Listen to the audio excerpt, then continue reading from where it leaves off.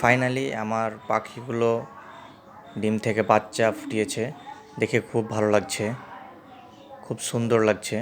আরও 3টে ডিম আছে, সেগুলো আশা করা যায় কয়েকদিনের মধ্যেই ফুটে যাবে।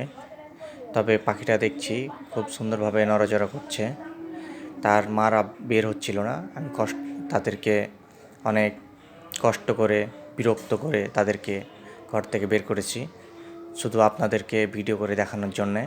আমি কিভাবে এরা বাচ্চা দিল, কীভাবে পরিচর্যা করেছি এই সম্পর্কে আপনাদেরকে ঠিক জানাবো। তবে এখন শীতের সময়, সিজন চেঞ্জ হচ্ছে, ভয় পাচ্ছি বাচ্চাটা কিছু না হয়ে যায়।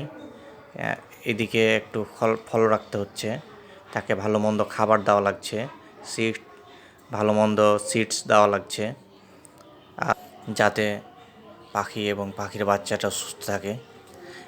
কিভাবে পাখি এবং পাখির বাচ্চার পরিচর্যা করেছি এই সম্পর্কে আপনাদেরকে একবার পরে জানিয়ে দেব।